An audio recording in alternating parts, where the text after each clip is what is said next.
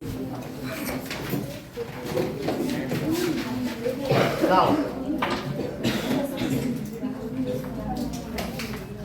sample paper set 1.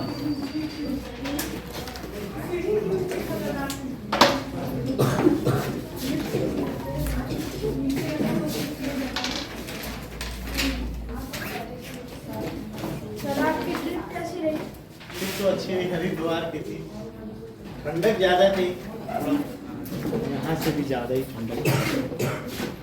चलो sir, बोलिए। Sir मैंने देखा था कि है ना, क्या लाइट भी बेंड हो सकती है, मतलब लाइट ना, space उसको time- डाइफ्रैक्शन कहते हैं, प्रकाश का विवर्तन। When it encounters a very sharp object like blade, edge of blade, then it bends, and this is known as, हाँ, अगर ये जा रही है तो बेंड हो जाएगी। जैसे ये कभी कभी कंप्यूटर सर पढ़ाते हैं ना, तो वहाँ की जो आवाज़ है इस दीवार से बेंड होकर इधर आ जाती है। क्यों? क्योंकि दीवार 1 मीटर मोटी नहीं है, जबकि मेहरानगढ़ का जो वो है ना दीवार, वो 1 मीटर मोटी है। अगर तुम एक तरफ खड़ी होकर कितनी भी तेज चिल्ला लो, लेकिन अगर तनिष्का दूसरी तरफ खड़ी हो, कनिष्का, वो तुम्हारी आवाज़ सुन नहीं सकती। या मेहरानगढ़ में जब तुम अंदर जाते हो तो वहाँ पर ढोल नताशे बजते हैं, जैसे ही तुम टर्न कर जाओगे उस ढोल नताशे की आवाज़ तुमको नहीं सुनाई पड़ेगी। सो व्हेन द एज, या उसकी जो विड्थ होगी ऑब्जेक्ट की, अगर कभी भी क्या होगी बताओ, जैसे ये ऐसे लाइट जा रही है, क्या तुम्हें इस बात की जानकारी है कि लाइट भी वेव नेचर की होती है, जैसे साउंड होता है। अगर इसको एक कोई बहुत ऐसा ऑब्जेक्ट टकराए जो इसकी वेव लेंथ से छोटा हो, तो ऐसी स्थिति में क्या होगा बताओ, ये लाइट मुड़ जाए।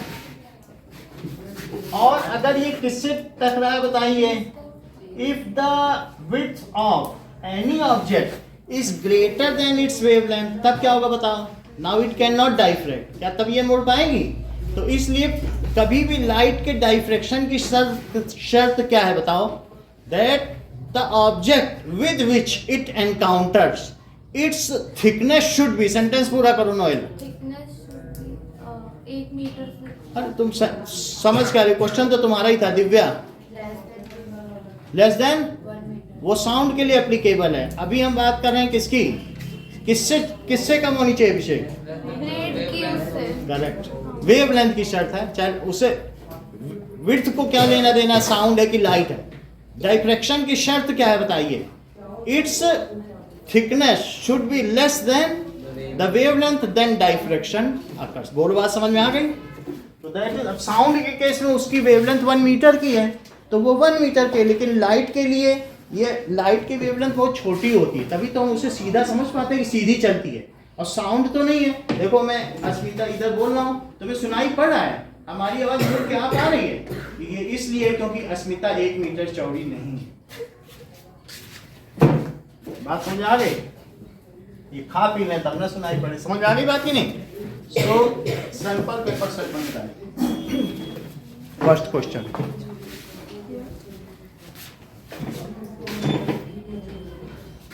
नाउ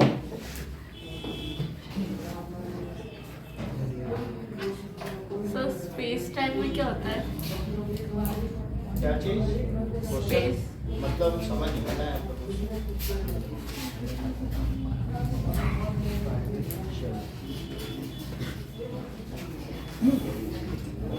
सर स्पेस टाइम में लाइट का वेव क्या होता है? क्वेश्चन ठीक नहीं है, अभी हमें लाइट पढ़ना पड़ेगा ना, लाइट अगली क्लास में है। जब तक लाइट हम पढ़ेंगे नहीं चैप्टर, तो क्वेश्चन हमारी गलती होंगे।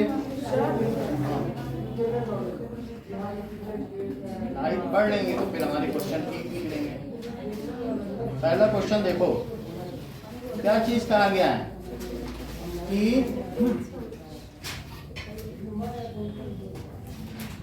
हाँ पानी की बोतल लेके आ जाओ, अभी आज पानी दिया नहीं, कल से देगा, उसको मैं बोल दिया।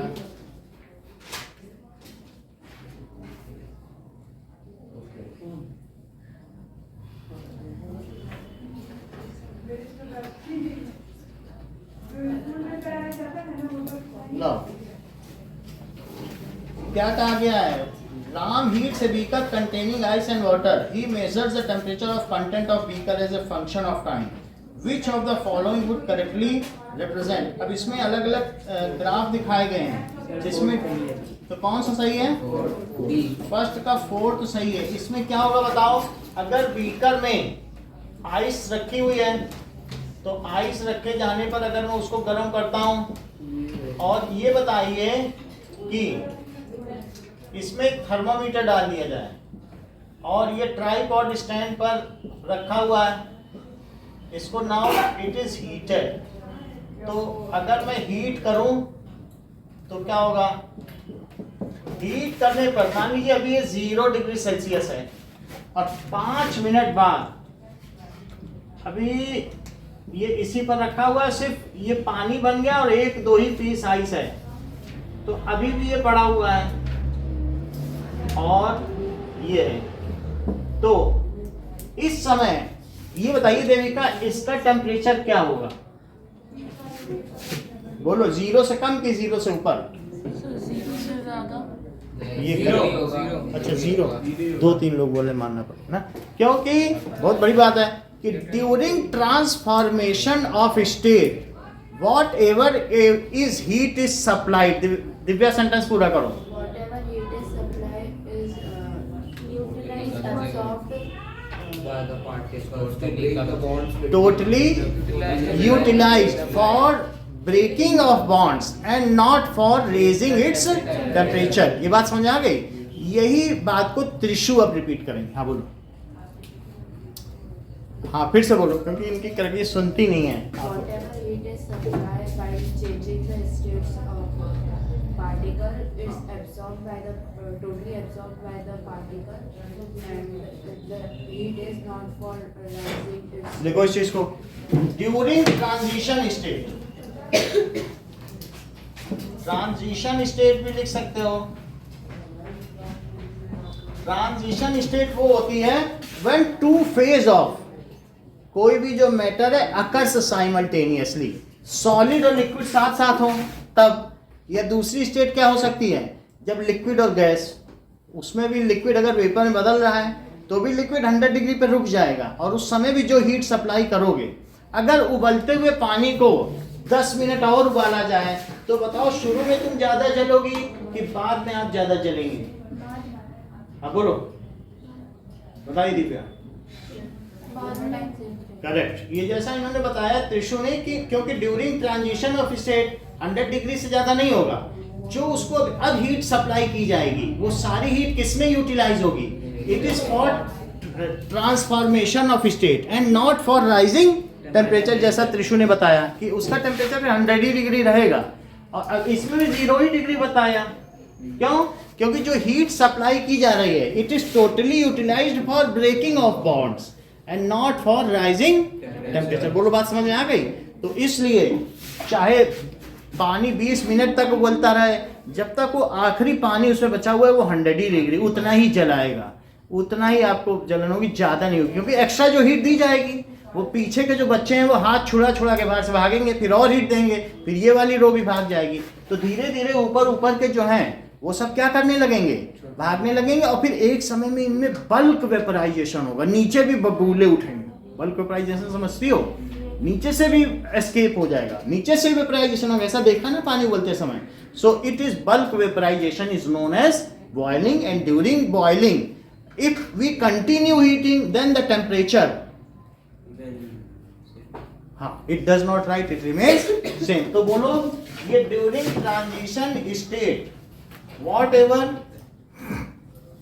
heat is supplied is totally utilized by the particle to break the bonds.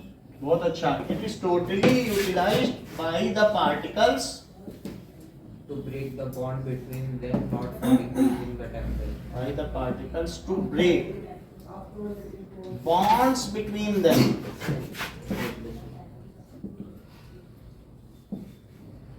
and overcome intermolecular force। वास्तव में जो उनके बीच फोर्स है वो किस चीज का है? मॉलिक्यूल आपस में एक दूसरे को बांधे रहते हैं ना, तभी तो सॉलिड स्टेट होती है या लिक्विड स्टेट होती है।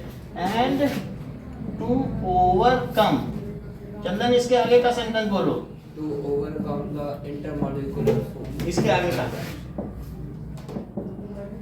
इसके आगे का हाँ not for the increasing in time. बहुत अच्छा। And not for rising The temperature. Its temperature.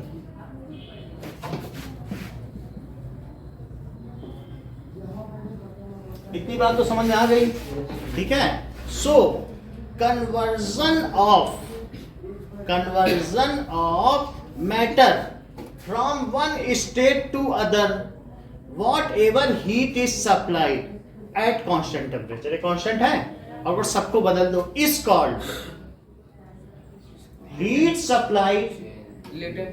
देखो लेटेंट हीट कह दिया, दो चीजें बताएंगे चंद्र, लेटेंट हीट बताएं तो एक हम पूछेंगे आपसे लेटेंट हीट पूछ लिया, और दूसरा अब आप मुझे बताइए लेटेंट हीट ऑफ फ्यूजन। दो चीजें बताएं, दोनों में अंतर बताएं। अभी आपसे बाद में पूछेंगे। During conversion of liquid state to gaseous state. Liquid से नहीं, इसे फ्यूजन की बात की जा रही ना, गलन की गुप्त ऊष्मा बताओ। अभी तुम वाष्पन की गुप्त ऊष्मा पे कैसे पहुंच गए? हाँ बोलो, अब अभिषेक आप बोलो। पहले लेटेंट हीट बताओ इस प्रोसेस में, फिर latent heat of fusion. Latent heat, during the interconversion of state, whatever heat is fusion है तो आपको स्पेसिफाई करना पड़ेगा, फ्रॉम सॉलिड टू लिक्विड। हाँ conversion of solid to liquid, whatever heat is supplied is totally utilized. heat supplied to convert given amount of solid into liquid at constant temperature या at its melting point is called, उसे क्या कहेंगे? Latent heat of fusion. सिर्फ latent heat बोलो। अब मैं पूछता हूँ लेटेंट हीट ऑफ फ्यूजन बताओ। During the conversion of solid to liquid, whatever heat is देखा, ये चीज है प्रिसीजन। आप भी कुछ बताना चाहेंगे? 1 kg of यस, 1 kg. जब 1 kg बोला जाएगा तब वो चीज आपने क्वांटिफाई करनी, और नहीं तो उसके पहले सिर्फ इसे हिडन हीट और लेटेंट हीट ही बोला जाए। तो दोनों डेफिनेशन को लिख लिया जाए। क्या क्या बताया गया? इसको जो हीट सप्लाई की गई, अभी उससे आपको कुछ एक्स्ट्रा हीट तो नहीं मिली, उतना ही आपको उंगली जलती है या कुछ भी होता है, तो इस तरीके से क्या कहेंगे? Not for rising its temperature. जरा इसमें फोर्थ ग्राफ तो देखो, जैसे नमन ने बताया कि फोर्थ ऑप्शन करेक्ट है। तो टाइम के बीतते बीतते बोलो क्या होगा? क्या टेम्परेचर बढ़ेगा कि नहीं बढ़ेगा? ये देखो टेम्परेचर ये 0 डिग्री सेल्सियस है, फिर अचानक बढ़ने लगा। तो अब क्या आप मुझे बता सकते हैं ये टेम्परेचर धीरे धीरे राइज करने लगा और ये 100 डिग्री सेल्सियस है, लेकिन फिर हमने देखा अरे 100 डिग्री सेल्सियस तक पहुंचकर ये और बढ़ गया है, और फिर 100 डिग्री सेल्सियस तक ये काफी दूर तक गया और फिर राइज किया, 100 से राइज किया। दो चीजें देखी आप। तो आप मुझे सिर्फ ये बताइए यहां से यहां तक इसका क्या फेज रहा होगा? ice and liquid. Ice बोलो। and water. ये ठीक बता रहे हैं। दैट इज, यानी ये ट्रांजिशन स्टेट है। तो आइस एंड लिक्विड जैसे बता रही, ये सही बता रही। आइस एंड वाटर बता नहीं ना, क्योंकि दोनों रहे यहाँ पे। और अगर मैं एक इसको थोड़ा सा और पीछे ले लूं ग्राफ को, अब मैं यहां से ड्रॉ कर रहा हूं। ये जरा देखो, ये यहां तक आया, फिर ये ऐसे आ गया। This is 0 degree Celsius, this is -29 degree Celsius. क्या आइस -29 डिग्री सेल्सियस पर भी हो सकती है कि नहीं हो सकती है? हो सकती है, यानी फ्रीजर में रहे तो माइनस में भी रह सकती है। सॉलिड है, उसे कितना भी ऐड, कितने भी लो तक किया जा सकता है। यानी आप समझते हो कि 273, कोई भी चीज -273 केल्विन तक जा सकती है। 0 से कितना नीचे तक जा सकती है? Anything can be lowered at the temperature of, यानी आप -273 डिग्री सेल्सियस का मतलब बताओ क्या होता है? क्या तुम्हें केल्विन का फार्मूला पता है?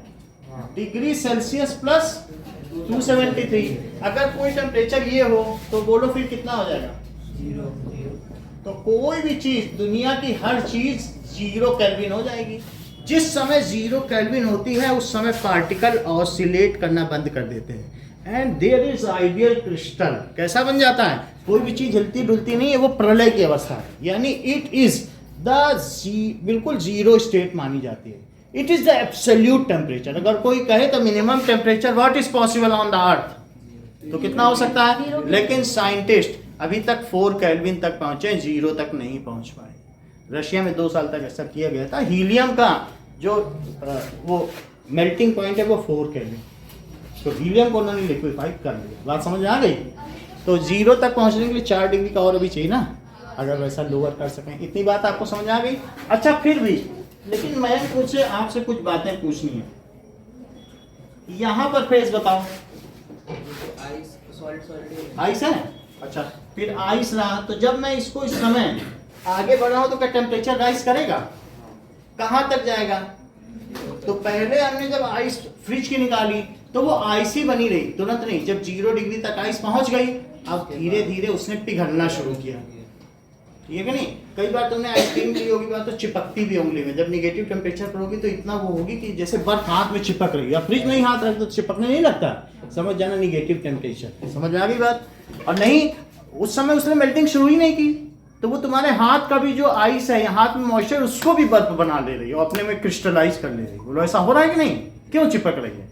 अगर लेते ही हल्का सा पिघल जाए तो क्या लुब्रिकेशन ना हो जाए? तो इसका मतलब है कि अभी वो तैयार नहीं, अभी वो निगेटिव से आ रही है। तुम्हारे हाथ के भी पानी को वो अभी बर्फ बना दे रही, नहीं बना दे रही, अभी तो चिपक रही। अच्छा, अब यहाँ बताइए नोएल ने क्या बताया? Ice and water. तो ये ट्रांजिशन स्टेट है जिसमें ये यानी हम हीट तो सप्लाई कर रहे हैं, टाइम के साथ साथ हम इधर इसे क्या सप्लाई कर रहे हैं बताओ? हीट लगातार दी जा रही है। That is ice plus water. Now Devika, ये कौन सी स्टेट है? अब 0 से बढ़ा टेम्परेचर और कहां तक पहुंचा? बोलो 100 डिग्री सेल्सियस। तो 0 से 100 डिग्री सेल्सियस के बीच की क्या अवस्था होती है? वाटर हो जाएगी कि नहीं? So water. और ये कितने डिग्री है बोलिए? यहां देखो तो कितने डिग्री है? लिक्विड फेज अकर्स बिटवीन किसके किसके बीच अगर करता है? 0 डिग्री की बात नहीं, किसी भी मैटर के लिए लिक्विड फेज किस किस टेम्परेचर के बीच अगर करेगा? 100 से निकालेंगे आप। जैसे लोहा है तो लोहे का मेल्टिंग पॉइंट 1500 डिग्री सेल्सियस है, और 3000 से फिर ऊपर कर दो तो लोहे के पार्टिकल हवा में भी जाने लगते हैं, लोहे की भाप कहते हैं। Any matter can occur in all the 3 states. तो बताओ liquid state occurs between, correct, यही चीज पूछे, between melting point and boiling point. Liquid state किसके किसके बीच अगर करता है? बोलो, देखो इस चीज को, liquid state occurs between melting point and boiling point। तो अगर हम वाटर के लिए कहें तो वाटर की लिक्विड स्टेट कब से कहां तक रहती है? For water its liquid state is from 0 degree Celsius to 100 degree Celsius. अब 100 तक पहुंच गए। 100 तक पहुंचने के बाद सुहाना क्या होगा? Water plus steam. That is, अब यहाँ से वाटर फिर वेपराइज होने लगेगा। 100 डिग्री तक पहुंच गया तो बल्क वेपराइजेशन। इसके पहले भी इवापोरेशन यहाँ तक बोलना, वो सरफेशियल वेपराइजेशन है। इवापोरेशन क्या है? भाई यहाँ पानी गिरा तो ये 25 डिग्री सेल्सियस है, तो क्या ये उड़ेगा नहीं रात भर में? तब भी उड़ेगा। लेकिन यहाँ इवापोरेशन है, वो सरफेशियल है। और इसके आगे कौन सा वेपराइजेशन है Chandan? Bulk vaporisation. So bulk vaporisation occurs at boiling. After नहीं, उससे ऊपर तो वेपराइजेशन हो ही नहीं सकता, उससे आगे टेम्परेचर जा ही नहीं सकता। तो बल्क वेपराइजेशन अकर्स कब अकर करेगा बेटा? At boiling. देखो bulk vaporisation occurs at boiling point। इतनी बात तो तुमको समझ में आ गई। फिर वाटर के आगे अस्मिता यहाँ कौन कौन से स्टेट हुई है?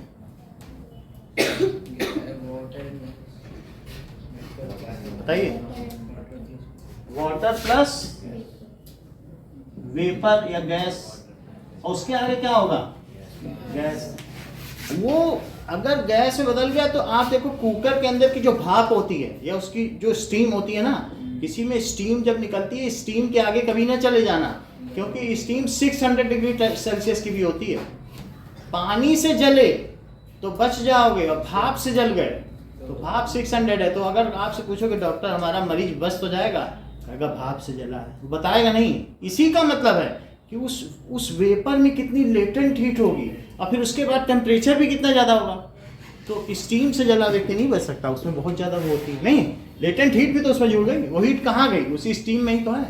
तो इस तरीके से दिस इज वेपर स्टेट। और हमारे पास कौन सा है, चलो आप चारों में देखो, जो फोर्थ है उसमें कौन कौन से स्टेट है, यहाँ से यहाँ तक दिखाई गया बस, है कि नहीं।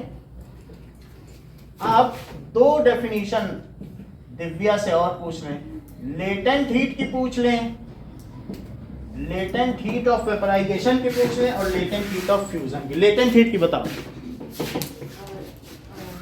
latent heat during conversion of state, whatever heat is supplied to the substance substance is totally absorbed for breaking bonds between the particles and not for rising temperature is called latent heat. इतना ही लिखना है। During conversion of state,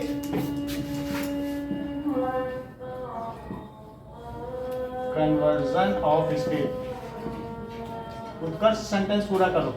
Whatever heat is supplied Whatever heat is supplied is to the substance is to break the bond between. It's totally totally utilized to break bond between the particles the bonds between particles of matter, not for Yeah. rising the temperature.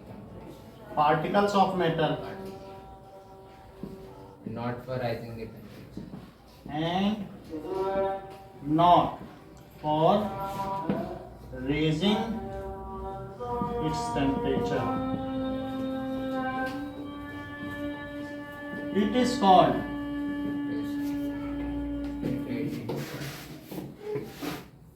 ठीक है, latent heat. Latent heat या hidden heat भी कह सकते हो, ये भी एक हीट ही है। अगर एक बात बताओ दिव्या, मुझे यहाँ कंफ्यूजन हो रहा है। अगर मेरे पास एक जग पानी है और अगर मैं उसे कन्वर्ट करूँ, और एक हमारे पास रिवर में पानी है, मैं उसे स्टीम में कन्वर्ट करूँ, तो क्या दोनों की लेटेंट हीट सेम होगी कि अलग अलग होगी? बोलो, ये चंदन से बता दे। बोले अलग अलग होगी, क्योंकि उन्होंने डेफिनेशन पढ़ ली। बोले whatever heat is supplied to given amount of substance. तो अगर अमाउंट ऑफ सब्सटेंस छोटा हुआ तो उसको कम लेटेंट हीट है, और अगर तुमने सागर या महासागर ले लिए, सी या ओशन ले लिए, तो ज्यादा नहीं होगी। So it depends on amount of matter, amount of heat supply to convert given amount of matter. तो इसी बात पर आप लेटेंट हीट ऑफ फ्यूजन की डेफिनेशन बताइए। The amount of heat required to convert a given solid substance into given नहीं होती है, अब 1 kg बोलना होगा, लिखो। 1 kg of solid into liquid state. सही है। लेटेंट हीट ऑफ फ्यूजन, गलन की गुप्त ऊष्मा, अमाउंट ऑफ हीट रिक्वायर्ड। और भी कुछ बोलना चाहोगी नोएल कि बस इतना ही? To convert 1 kg solid into liquid. Chandan sentence पूरा करो। Solid into liquid. Amount of heat required to convert solid into added melting is called नहीं, अब इन दोनों में कंपटीशन है, चंदन में और अभिषेक में। एट इट्स मेल्टिंग पॉइंट लिख दिया, अब आगे कुछ बोलना चाहोगे? Atmospheric pressure. पहले तुमने बोल दिया, पहले उससे बुलवाते तो ठीक रहता, फिर कंपटीशन पूरा नहीं हो पाएगा, तुम तो बता ही दोगे।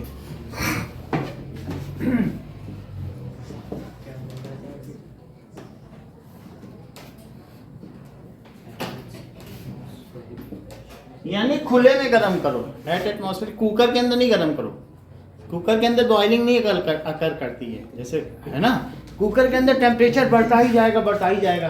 कुकर के अंदर जो है वो वाटर 600 डिग्री सेल्सियस पर है, तभी तो छोला 10 मिनट में हो जाता है।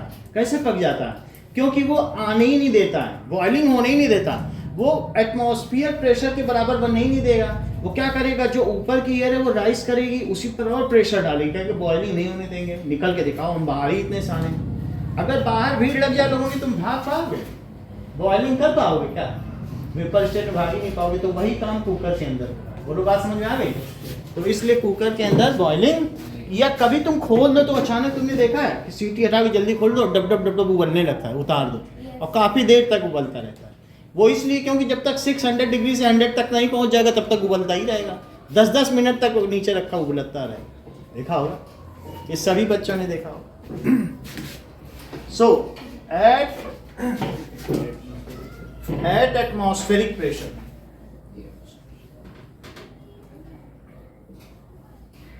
इसीलिए ऐसी बात कही गई है, atmospheric pressure is called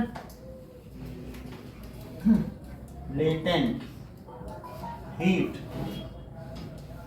off fusion. अब दिशिता इसी के parallel latent heat of vaporisation सुना देंगी। हाँ बोलो दिशिता, क्योंकि देख के सुनाना आसान होता है।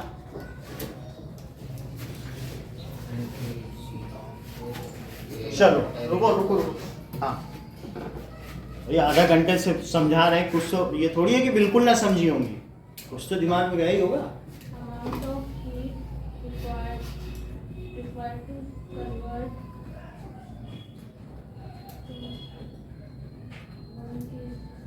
liquid to solid. बहुत अच्छी बात है, ये काफी अच्छा रहेगा। तो लेटेंट हीट ऑफ वेपराइजेशन, ऊष्मा की वह मात्रा जो 1 किलो द्रव्य पदार्थ को गैस पदार्थ में बदलने के लिए वायुमंडलीय दाब पर इसके क्वथनांक पर आवश्यक होती है, उसे वाष्पन की गुप्त ऊष्मा कहा जाता है। भाई ना सुना पाए हिंदी में बोल दें, हमको इंग्लिश में थोड़ी नहीं, कुछ बच्चे हिंदी मीडियम पढ़ रहे हैं, हर तरीके के यहाँ बच्चे हैं। तो इस तरीके से जैसा दिशिता ने बताया। Now what is boiling point? ये latent heat of vaporisation, Amount of heat required to convert 1 kg of liquid into gaseous state at atmospheric pressure is called. कुछ कमी रह गई है? At its boiling. Amount of heat required to convert 1 kg of liquid into gas। Water कहीं ना लिखना, क्योंकि water तो एक मैटर है, तो किसी भी मैटर के लिए ये सब चीज रहती नहीं। At its boiling at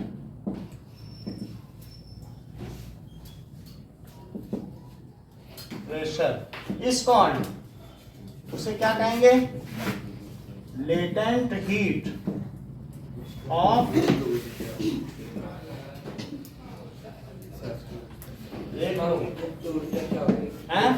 it is hidden heat. Hidden, मेरा कहने का मतलब है जहां ये 80 किलो जूल है, ये 512 किलो जूल है, क्या तुम 1 किलो बर्फ को आसानी से पिघला सकोगे? 10 ही मिनट में पिघल जाएगी अगर गैस पे रख दो। लेकिन 1 किलो पानी को उड़ाने के लिए कि बर्तन में या पतीले में गायब हो जाए, उसके लिए घंटा भर लगेगा। लेकिन बर्फ में बनाने में 10 मिनट ही रख दो गैस पे फुल करके हो जाएगी, है बात कि नहीं? तो बोलो किसमें हिडन हीट ज़्यादा लगती है? इसमें। तो इसका मतलब अगर इसमें ज़्यादा तुमने हीट दी है तो उसकी जो स्टीम है क्या उसमें ही वो हीट नहीं चली गई? इट इज नाउ परटेन्ड विद या कंटेन्ड बाई स्टीम ओनली। तो स्टीम इसीलिए ज़्यादा जलती, घंटे भर जो दी है वो हीट कहाँ गई? उसी स्टीम में ही तो है बात कि नहीं? तो इस तरीके से, तो this is called latent heat of. Now what is the difference between evaporation and boiling? Evaporation is a circulation phenomena and boiling is a bulk phenomena.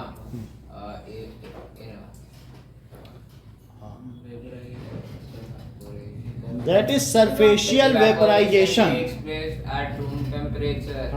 Below boiling point. Below boiling कभी। point. ठीक है, surfacial vaporization below boiling point is called evaporation, while bulk vaporization at its boiling point is called boiling. बोलो, बात समझ में आ गई? इन दोनों में वेपराइजेशन किसे कहोगे? बोलो, दोनों को, दोनों उसी के तो वेपराइजेशन की तो दोनों टाइप हैं. तो दैट इज, क्योंकि नाम में ही वेपराइजेशन आ रहा है, तो what is evaporation? That is surficial. हाँ निशिता, सेंटेंस पूरा करो, बताइए. आप बहुत चालाक हैं, अपने पत्ते जल्दी नहीं खोलती. बोलो अस्मिता.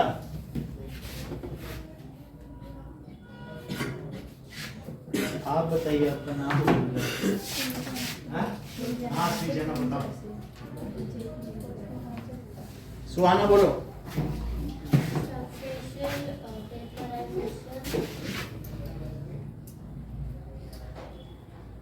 Which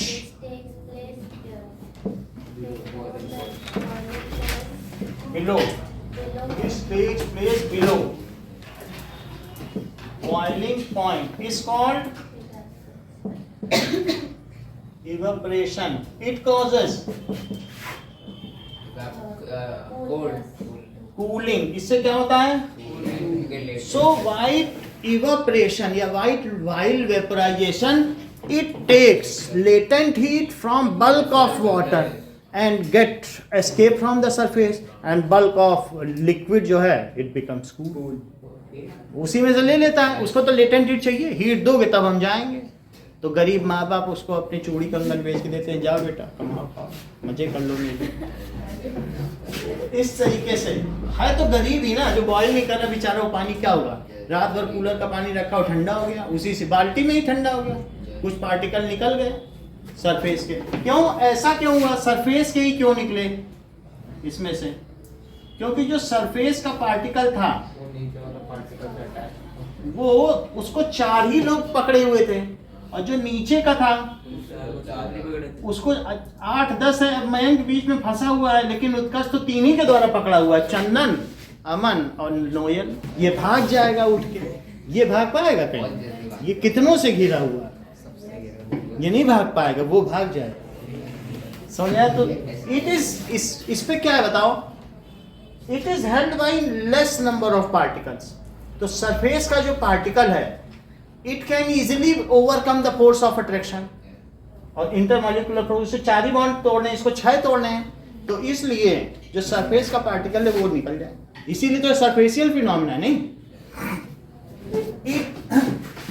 तो क्या लिखेंगे बताओ? ड्यूरिंग इवेपोरेशन क्या होता होगा मन बताइए जरा.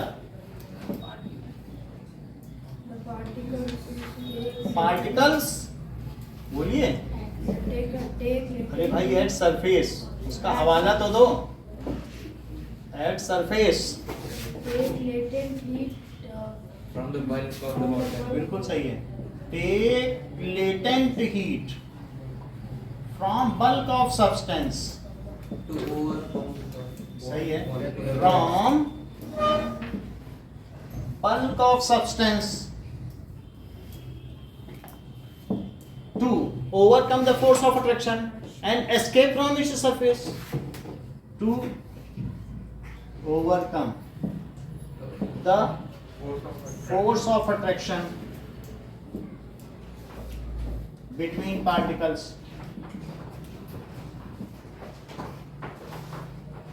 and escape from surface. रुक जाइए अब आगे. देविका इसके आगे का सेंटेंस पूरा करो.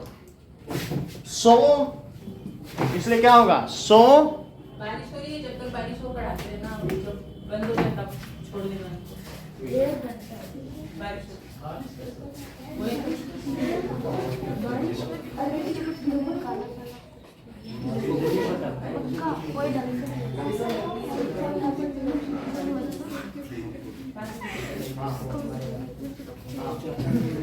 सो तुम आगे बोलो। सो हाँ आप बताइए, आप बता नहीं। सो अमन,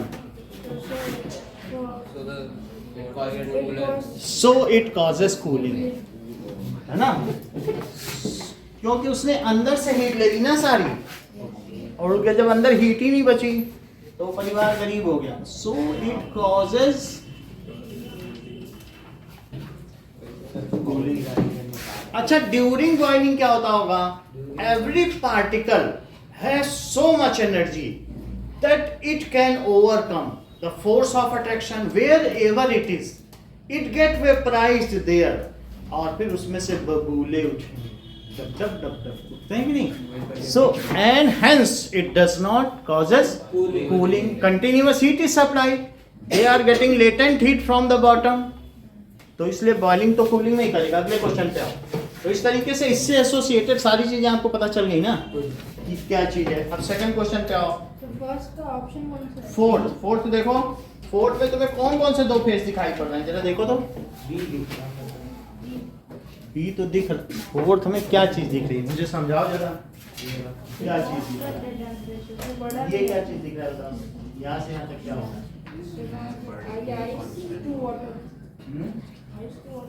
आइस टू वाटर बन रहा है, और फिर उसके बाद वाटर जब पूरा बन गया तो टेम्परेचर है, यही तो होगा कि नहीं? तो भाई हीट तो दोगे तो यही तो होगा, हीट हमने दिया ही है उसको। चलिए,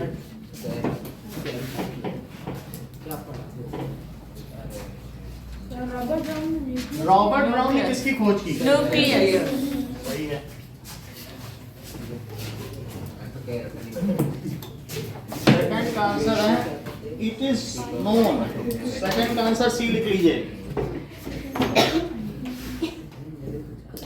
थर्ड का देखो, a car travels 10 meter in 5 seconds, 20 meter in next 10 seconds and 30 meter, the average speed of motion. So third question में एवरेज स्पीड, नमन फॉर्मूला बताइए। Total distance upon total time.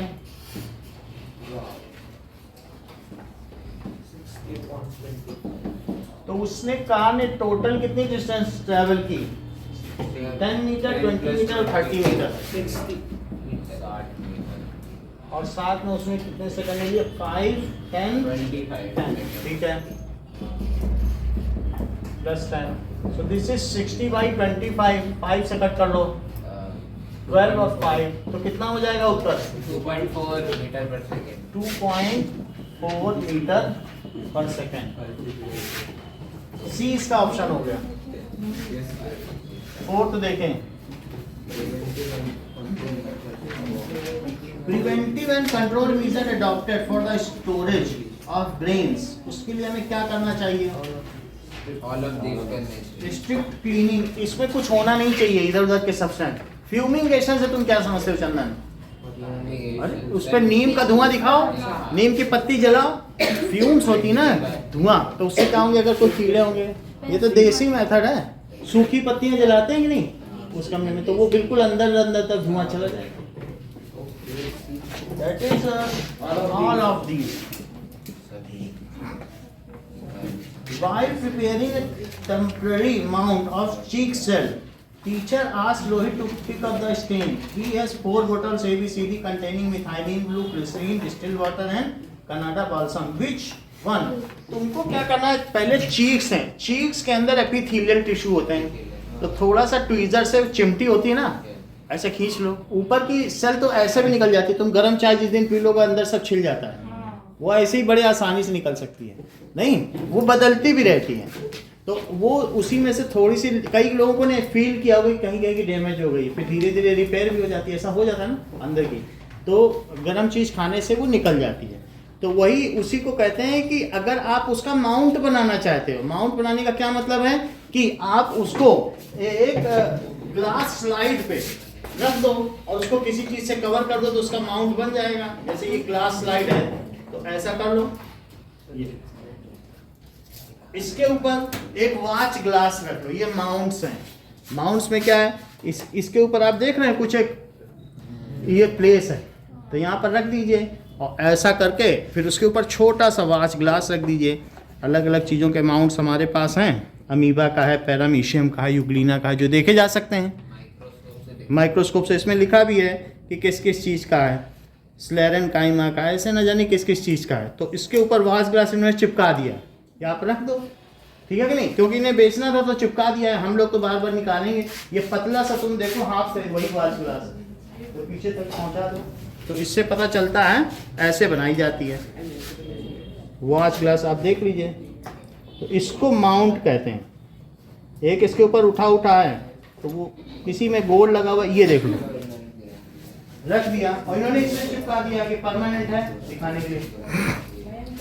तो ऐसा ही माउंट चीक सेल का बनाएगा। चीक cell कौन सी होती हैं?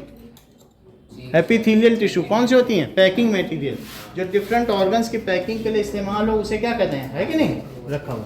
तो अब बताओ तुमको, अगर तुम सिंपली इस पे रख के चीक सेल को तब देखोगे और ग्लिसरीन में डुबो दोगे, ग्लिसरीन तो सबको मालूम है, दैट इज, है ना, थोड़ा सा विस्कस होती है, गाढ़ी गाढ़ी होती है ग्लिसरीन। तो वो जैसे मुंह में छाले आते हैं तो ग्लिसरीन नहीं लगाते हो, ग्लिसरीन होती, मीठी मीठी होती है। वो ग्लिसरीन से क्या होता है ना कि उसी में हल्की क्रीम गुलाब जल डाल के लोग चेहरे पे मसाज भी कराते हैं। ग्लिसरीन तो ब्यूटी प्रोडक्ट है, ग्लिसरीन सबके घर में होती है। सो हाँ होती है, पियर्स में ग्लिसरीन मिली हुई होती है। तो अब जरा देखो, हमें बताओ इसको एपिथेलियल टिश्यू जो अंदर की है, द इनर वॉल्स ऑफ चीक, उसको किससे रंगना चाहिए? स्टूडेंट कौन सा उठाएगा? ग्लिसरीन तो कलरलेस होती है, ग्लिसरीन से क्यों रंगेगी? ग्लिसरीन करीब करीब ऐसी होगी, कलरलेस। ग्लिसरीन से थोड़ी ना रंगेगा, मिथाइलिन ब्लू से रंगेगा। किससे रंगेगा? ये देख लो, ये मिथाइलिन ब्लू है, ये मिथाइलिन ऑरेंज है, ठीक है। ऐसे ही यहाँ मिथाइलिन ब्लू भी रखा होगा,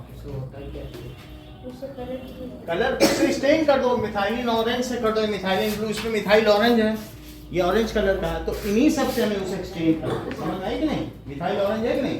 तो आपके पास ब्लू हो तो उससे कर दो, तो उससे क्या होगा, उसका न्यूक्लियस कैसा होगा, डार्क हो जाएगा, तब तुम्हें दिख जाएगा हाँ ये न्यूक्लियस है। और फिर उसके बाद कलर करने के बाद उसे धो भी लो, उसको क्या कर लो, वाटर से एक्सेस, नहीं तो पूरा तुम्हारे में नीला ही नीला दिखेगा। तो एक ड्रॉप मिथाइलिन ब्लू डालो, उससे उसका कलर हो जाएगा। क्या कलर होगा अस्मिता? क्या चीज कलर होगी सेल में? न्यूक्लियस। किस चीज को तुम कलर करना चाहते हो? क्यों करना चाहते हो? क्योंकि रॉबर्ट ब्राउन ने न्यूक्लियस की खोज की थी, अब तुम उस माइक्रोस्कोप से उस न्यूक्लियस को देखना चाहते हो। So when you stained it, तो फिर अब आगे क्या करोगे, उसको धो लो, फिर उसके ऊपर वाच ग्लास रखो। वो बात समझ में आ गई कैसे किया जाता है? This is the staining method, okay. देख लो, मैं आपको दिखा देता हूँ क्योंकि जरूरी चीज है। कर सकते हैं, स्कूल में तो किया ही होगा।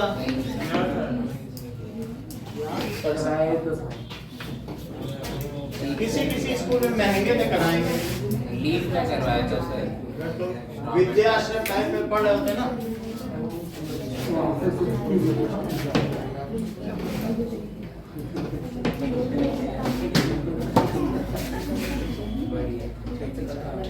ना अब देखो,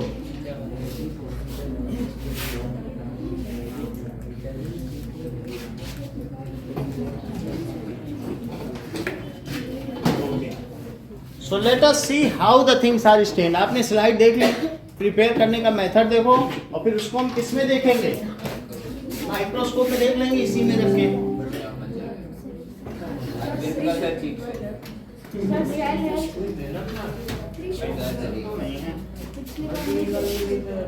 डाल देंगे, इस बार लगा देंगे, तो काम हो गया ना, सिलेबस बन गया, पूरा कर देंगे। तो खोल के लगा देंगे। तो इसी में आप स्लाइड यहाँ रखेंगे, ये जैसे ये स्लाइड रखी है, और फिर उसके बाद ये तो ऐसे ही प्रचार की है, अभी तो कुछ नहीं है इसमें। बाकी सारी प्रिपेयर्ड स्लाइड इनमें से कोई दिखाई जा सकती है। देखो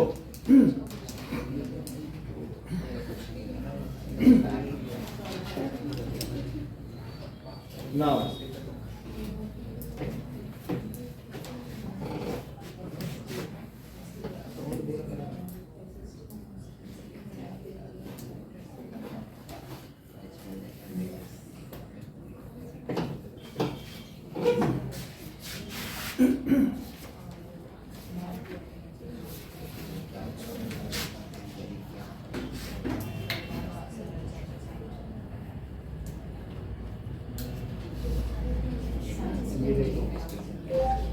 slices of onion peels prepared. देखो ओनियन पील का, देखो ओनियन में छिलके होते हैं, अगर तुम एक प्याज को तोड़ो हल्का सा छिलका निकलेगा, बहुत पतला सा निकलेगा। तो उस छिलके की स्लाइड देखो ये कैसे बना रहे हैं। इसमें मिथाइलिन ब्लू भी दिखाया गया है। तो सारी चीज आप देख लीजिए, यही प्रोसेस है। ये देखो ओनियन का छिलका निकाल लिया, ऐसे ट्वीजर लिए हैं हाथ। प्लांट है तो एपिडर्मल सेल बोलना, और ह्यूमन है एनिमल है तो एपिथेलियल टिश्यू, दोनों एक ही चीज है। प्लांट है तो क्या बोल रहा है, एपिडर्मिस लिखा था कि नहीं, आउटर सेल या तो उसकी कवर है, उसको क्या कहते हैं, एपिडर्मिस। बताया भी करो। अभी देखो इसमें क्या करना है बताओ। वाटर से इसको धो रहे हैं, लेकिन आपको क्यों धो रहे हैं पता नहीं, हमें तो लगता है हम लोगों ने सीधे स्ट्रेन किया है। वो सिर्फ रखने के लिए और सीधा करने के लिए, नहीं तो मुड़ जाएगी। अल्टीमेटली तुरंत ही सूखने लगती ना, तो बस उसी में बस वाटर लगा दिया। अब इसी में एक ड्रॉप मिथाइलिन ब्लू डाल देंगे। देखो सैफ्रानिन डाल दिया, सैफ्रानिन भी हमारे पास है, ये रेड कलर का होगा। ये सिर्फ स्टेनर है, कलर करने के लिए। जैसे दाग नहीं लग जाता स्टेन, अगर किसी चीज पे दाग लगा दो तो वो स्टेनर है। इंक डाल सकते हैं। इंक भी डाल सकते हो, कुछ भी डाल सकते हो। इंक है, मिथाइलिन ब्लू है, सैफ्रानिन, कुछ भी डाल सकते हो। सैफ्रानिन होगा रखा हुआ है।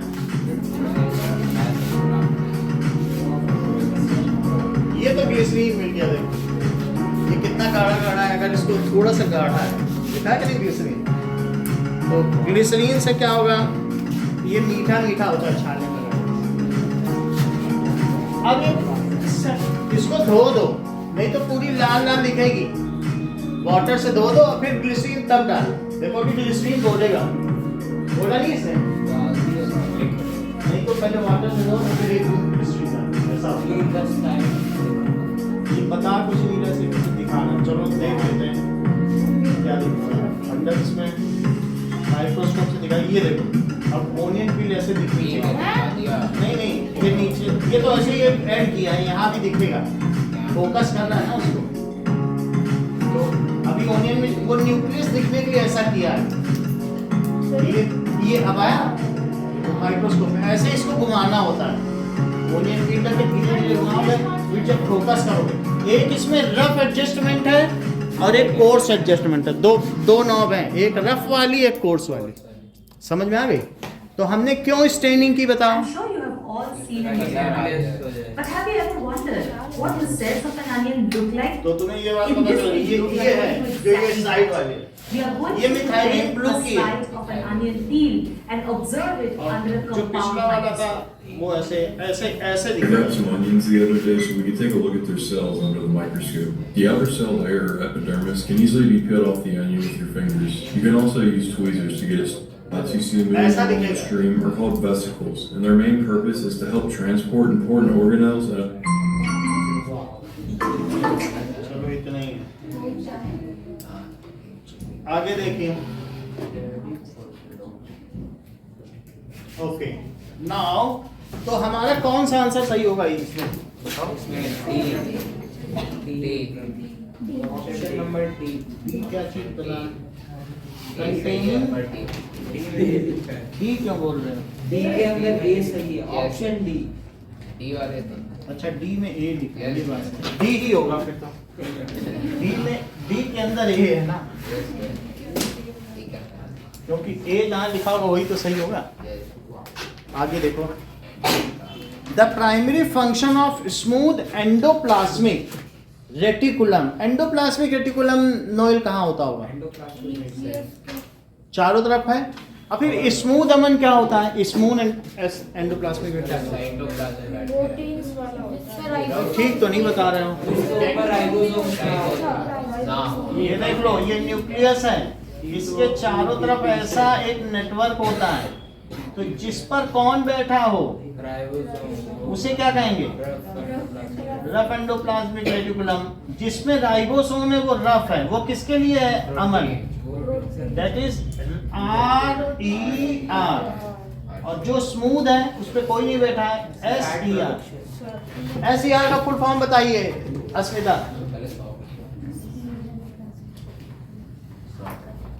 हिंदी में बोल दो। कि चिकना त्रिविमीय जालक, हिंदी ज्यादा आसान होती है, इंग्लिश बहुत एंडोप्लाज्मिक जेनिकुलर क्या हो गया पता नहीं, बोलो ये किस काम में आता है? फैट, ये लिपिड, ऑयल, किसके लिए बताइए? फैट, लिपिड या ऑयल, फैट, लिपिड हो गया प्रोडक्शन। और ये नीचे वाला क्या करेगा? इस पे कौन बैठा है? ये येलो कलर का, यही राइबोसोम है, इसके लिए ये है प्रोटीन सिंथेसिस। अच्छा ये बताओ, ये जो इसकी सेल की मेम्ब्रेन है, करेक्ट, ये बहुत अच्छी बात कर रहे हैं। आप भी बताओ मन, जो सेल के, अभी नहीं बताना अभिषेक, जब सबसे पूछ ले, अभी चंदन ने बता दिया ना, ऐसे सब ये प्रोटीन और लिपिड से बनती ये है, बता दिया। वो तो सेल वॉल बनती है। हाँ वो तो सही बात है, उनको बता दो ना सलमान। ठीक है, तो ये किसकी बनी है? Protein and lipid. बोलो बात समझ आ गई? तो जो प्लाज्मा मेम्ब्रेन है वो किसकी बनी है? प्रोटीन और लिपिड की। तो ये दोनों कहाँ बनते हैं, प्रोटीन और लिपिड? बताओ। Endoplasmic reticulum. ये देखो, क्या सृजना तुम इसमें लोकेट कर सकोगी कि ये जो न्यूक्लियस है, न्यूक्लियस के चारों तरफ एंडोप्लाज्मिक रेटिकुलम है, इसमें रफ कौन सा और स्मूथ कौन सा है? रफ कहाँ? इसमें कुछ बैठा ही नहीं राइबोसोम, जिस पे राइबोसोम बैठा है वो रफ है, ये है रफ, और ये सब स्मूथ है। कौन सा है रफ? ऐसे नहीं, ये है जहाँ बैठा है उतने को रफ है, ये है स्मूथ। स्मूथ में क्या बनता है? रफ में गलत बता रही हो, मिसगाइड कर रही हो स्मिता को। रफ कौन सा, स्मूथ कौन सा? रफ वो गाड़ी ये है, इसमें क्या बनेगा? और स्मूथ में फैट बनेगा। राइबोसोम कहाँ बनते हैं?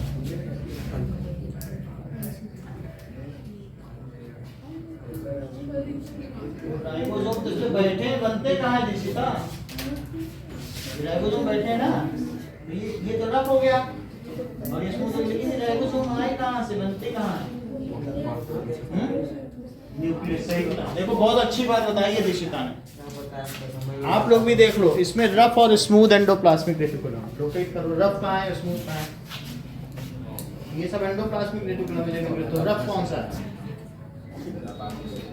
हाँ ये रफ है, ये देख लो आप लोग, पीछे भी बता दो रफ और स्मूथ। रफ कौन सा है? सिर्फ और स्मूथ। समझ में आ गई बात? तो यहाँ प्रोटीन बनेगा, यहाँ क्या बनेगा? लेकिन अभी अभी हम लोगों को एक नई चीज पता चली है, जो हम जो स्किन की लेयर होती है वो डेड टिश्यू से बनी होती है। हैं? ये डेड है, ऊपर वाली डेड है। ये स्ट्रिएटेड है, ये कैसा है? Striated epithelial tissue. समझ में आ गई बात कि नहीं? अब देखो तो स्ट्रेटिफाइड, बहुत स्ट्रिएटेड वो सिंगल हो गया, स्ट्रेटिफाइड जैसे पुराने अखबार का बंडल ना हो। अब जरा देखिए सेल स्ट्रक्चर। अभी अभी बहुत बड़ी बात पता चली है, जो हम लोग को दिशिता ने बताई है, आप लोग भी सुन लें। देखो इन्होंने बताया है कि राइबोसोम कहाँ बनता है, वो देख भी लें। which is ये देखो अभी दिखाया जा रहा है, and ये देख लिया आप which is लोग। the cell's genetic material. इसमें कहीं कहीं बैठा है येलो कलर का होगा। There are two broad categories of cells. Prokaryotic अभी हम नहीं देखेंगे, इसको देखो सिर्फ। Eukaryotic cells are more membrane enclosed or unicellular. इसको देखिए, Organelles are the specialized parts or genetic material यहाँ with से unique jobs to perform. अब हम Let's न्यूक्लियस start के with अंदर the जाएंगे। nucleus, the control center of the nucleus cell. है, अभी रुक जाओ। उत्कर्ष ये मुझे बताओ कि इसमें किसी पे येलो कलर का राइबोसोम बैठ गया है, Yes, sir. तो जिस पे बैठ गया होगा वो रफ एंडोप्लाज्मिक है, जिस पे नहीं बैठा होगा, मुझे इस पे पता नहीं चल रहा है किस पे नहीं बैठा, मुझे- लेकिन जिस पे नहीं बैठा होगा वो स्मूथ होगा। जो इस पे येलो कलर के पार्टिकल बैठे हुए हैं, राइबोसोम येलो कलर का होता है, वो बनता कहाँ है? ये क्या कहते हैं बीच वाला है न्यूक्लियस। न्यूक्लियस छोड़ो, न्यूक्लियस के अंदर कहाँ बनता है वो बता दिया उसने दिशिता ने। न्यूक्लियस क्या है? वही तो से लो कितना बढ़िया बताया, बोला सर न्यूक्लियाइड नहीं न्यूक्लियोलस। ये होता है महंगे स्कूल और सस्ते स्कूलों का, महंगे में पढ़ा। उसने कैसे बता दिया सर न्यूक्लियोलस, और बच्चे न्यूक्लियाइड बता रहे थे। ये अभी देखो, हाथ कंगन को आरसी क्या, पढ़े लिखे को फारसी क्या, जरा देखो। सर करीब था बहुत ज्यादा, बहुत गरीब था, नहीं उसने बता दिया गरीब था, इसीलिए जस्ट में पढ़ रहा हूं। or genetic material. अच्छा, DNA dictates what ये the cell is going अब to do न्यूक्लियस में पहुंच गए, and अभी how it's न्यूक्लियोलस going में पहुंचेंगे। to. और अंदर Chromatin is देखो, the tangled, spread out form of DNA ये found DNA inside the nuclear membrane. उलझे हुए धागों को क्रोमैटिन कह दिया, When the कंडेंस हो cell is गए, ready to divide, chromosome DNA chromosome कह दिया। condenses into structures known as ठीक है, chromosomes. अब देखो यहाँ तक बात समझ आई। अभी और अंदर ये क्या चीज है? The nucleus also contains a nucleolus, देखो बताया था इन्होंने कि नहीं? which is a क्या structure बताया था? where ribosomes. और ये क्या निकल रहा है? यही तो दिशा After ने बताया। ribosomes leave the nucleus, और they ये कहाँ have पहुंच the गए बोलो? important job बैठ of गए कि नहीं? synthesizing or making proteins. इसी को मैं बताना था आपको, समझ में आ गई बात कि नहीं? न्यूक्लियस के अंदर क्या है? बहुत सारी बोलो। न्यूक्लियोलस और न्यूक्लियोलस, फिर न्यूक्लियोइड कहाँ है? प्रोकैरियोटिक में। बहुत अच्छा, प्रोकैरियोटिक। इन्होंने दो बातें बताई सर, जिस न्यूक्लियोइड की मैं बात कर रहा था वो तो प्रोकैरियोटिक में है, वो तो बैक्टीरिया में पाया जाता है, वहाँ सेल ऑर्गेनेल्स होते ही नहीं। और इस चीज में जहाँ डीएनए तैर रहा है, फ्लोट कर रहा है, वही तो न्यूक्लियोइड है। बात समझ आ गई कि नहीं? इसकी जो फ्लैजिला या पूंछ गिर गई, मोनोफ्लैजिलेट है बैक्टीरिया, किसी किसी में डाइनोफ्लैजिलेट भी होता है और किसी में पॉलीफ्लैजिलेट भी होता है। चलो, तो हमारा क्वेश्चन क्या कहता है? Primary position of smooth endoplasmic तो अब इससे बताओ, the primary function of smooth endoplasmic reticulum. इस बात से तुमने त्रिशु क्या समझा 5th क्वेश्चन में? हाँ मयंक बताइए। Sir the main function 6th में लीवर सेल में जो मेन फंक्शन है मेन जो स्मूथ एंडोप्लाज्मिक रेटिकुलम है, इसका क्या मेन फंक्शन है? देखो वो उन्होंने त्रिशु है, तो जो तेज विद्यार्थी वो तोड़ के सीखते हैं, बहुत जरूरी चीज। अब आगे का देखिए, फिर आप तेज नहीं, आप तोड़ नहीं सके। नहीं सर मैं तोड़ना नहीं। अच्छा, 6,000 साल कोई ऐसा नहीं। ये फ्रांस से आया हुआ है, फ्रांस सब अलग अलग जगहों पे है, यहाँ के नहीं है, ये बन ही नहीं पाएगा यहाँ। अब अगला देखो, so let us see the 6th question. अगला देखिए, तो 6th क्वेश्चन में इसका क्या आंसर हो सकता है? डिटॉक्सिफिकेशन। लीवर में चेक कर रहे हैं, हम भी चेक कर रहे हैं। तो 6th क्वेश्चन का आंसर है डिटॉक्सिफिकेशन। ये देख लो अभी, क्योंकि 2-4 महीने बाद तुम पहुंचने वाले हो 10th में। ये रहा लीवर, स्टमक के ऊपर क्या है? लीवर के कितने काम है? 42। बहुत अच्छा, 42 काम है, वो तुम 10th में सीखोगे। उसमें से एक काम क्या है? फूड का स्टोरेज। जो तुम खाते हो वो पौधों में स्टार्च के रूप में एकत्रित होता है, जैसे आलू है उसमें स्टार्च, और हम लोगों में ग्लाइकोजन के तौर पर। ग्लूकोज किसमें कंडेंस हो जाता है? वो इसी में है। जब तुम भूकंप में दबे रहोगे 15 दिन, यही तुम्हारी जान बचाएगा। इसी में स्टोर्ड फूड है, ये तुम्हारे बॉडी का स्टोर हाउस है। इसमें एक्स्ट्रा फूड है जो इमरजेंसी में तुम्हें खाना ना मिले तो तुम्हारी जान बचाएगा। समझ में आ गई? और दूसरा काम क्या होता है? बॉडी के जितने जहरीले पदार्थ हैं उनको डिटॉक्सिफाई करता है। किसमें कन्वर्ट करता है? करेक्ट, तेज बोला था ना, इन्होंने बता दिया है, वो यूरिया में कन्वर्ट करता है, वही पानी में मिलके यूरिन बन जाता है और फिर हमारी किडनी उसे फिल्टर आउट कर देती है। तो लीवर का काम क्या है बताइए? क्या काम करना है? किसमें से डिटॉक्सिफाई करना? जहरीले पदार्थों को ये किसमें से निकालता है? ब्लड से। तो ब्लड में से ये डिटॉक्सिफिकेशन करता है। जिसका लीवर सही काम नहीं करेगा तो उसकी बॉडी में जहरीले पदार्थों की मात्रा बढ़ जाएगी और फिर इट इज एक्सक्रीटेड और फिल्टर्ड थ्रू किडनी। तो लीवर से जो ब्लड आया वो कहाँ पे आया बताओ? किडनी में, और किडनी ने उसमें से वो जो यूरिया था पानी के साथ मिला के किसमें बदल दिया, यूरिन। ये चीज हो गई, यहाँ पर यूरिन इकट्ठा हो गया, और यूरिन बाद में urethra, that is opening, so it is coming out through urethra and we urinate out. तो हमारी बॉडी से यूरिया निकल जाती है। जिसका किडनी खराब होगा तो वो दूर से भी चलेगा ना, तो उसकी बॉडी से यूरिन की महक आएगी, क्योंकि उसने अपनी बॉडी से नाइट्रोजीनियस वेस्ट निकाला नहीं। तो जिसकी किडनी खराब हो जाती है तो समझो उसकी बॉडी में कचरा पेटी है, उसका चलता फिरता शरीर। क्योंकि अगर तुम्हारे घर में वेस्ट ही इकट्ठा करते रहो, हम तो दिन में 3-4 बार यूरिनेट कर लेते हैं, लेकिन उस व्यक्ति का क्या जो अपने बॉडी से कचरा ही नहीं निकाल पा रहा है। यूरिया ने तो, लीवर ने सही काम किया, लेकिन अगर तुम चाय की पत्ती में छन्नी में से चाय छानो, दबा दबा के छानो, पानी न डालो, तो चाय की छन्नी की क्या हालत होगी, खराब नहीं हो जाएगी।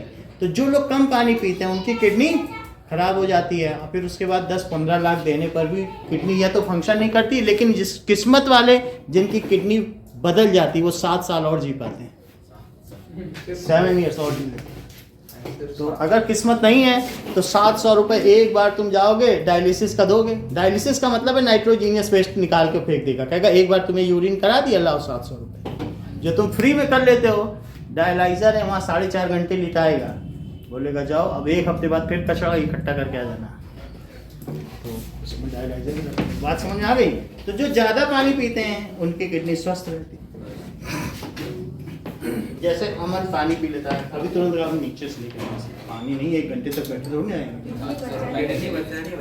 भाई। लीवर जिसका अच्छा है उसका चेहरा चमकता हुआ रहेगा, अमन टाइप नहीं तो फिर नहीं। तो इसलिए जो 6th क्वेश्चन है उसका आंसर क्या हुआ, डिटॉक्सिफिकेशन का क्या मतलब है सृजना?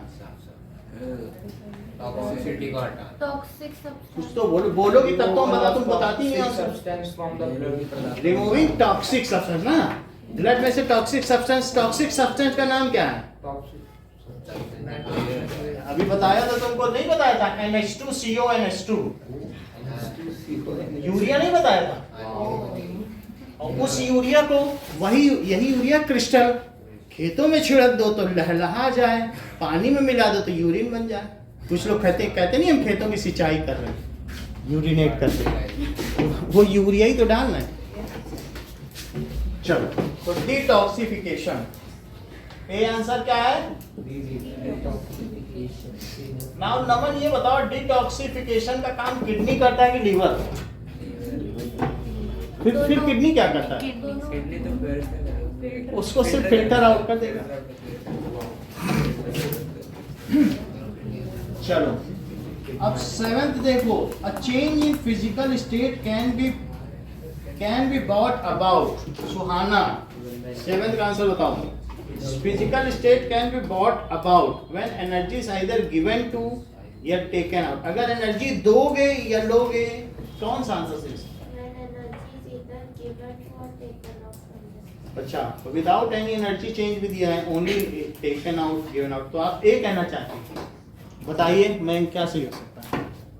फिजिकल स्टेट में चेंज हो सकता है, यानी सॉलिड से लिक्विड या लिक्विड से सॉलिड, किसी से किसी में भी बदला जा सके, ऐसा हो सकता है कि नहीं? यही होगा। तो ये ठीक बता रहे हैं, यानी सॉलिड, लिक्विड और this is the chart for inter conversion of state. तो ये देख लो, अगर मैं इसे A कहूं, इसे B कहूं, इसे C कहूं, इसे D कहूं, इसे E कहूं, इसे F, तो इन सभी प्रोसेस में किसमें हीट दी जा रही है और किसमें हीट ली जा रही है? A प्रोसेस में क्या हो रहा है, हीट है कि कूल है? सॉलिड से लिक्विड में कूल करोगे? एक अच्छा, ये लिक्विड से सॉलिड, तो इसमें क्या होगा? कूल। बोलो सॉलिड से लिक्विड, तो यहाँ हीट, इस साइड क्या लिखें और इधर क्या लिखें? कूल। अगर लिक्विड को तुम पानी को बर्फ बनाना चाहते तो क्या कूल करना पड़ेगा? अच्छा आप बताओ, लिक्विड से गैस जाओ तो हीट हो गया, और देखो लिक्विड से गैस, तो ये हीट इधर है, और गैस से लिक्विड। अगर स्टीम को तुम्हें डिस्टिलेशन प्रोसेस देखा है, टप टप टप करके भाप है, उसको पानी बनाना चाहिए तो कूल करना पड़ेगा, तो दैट इज कूल।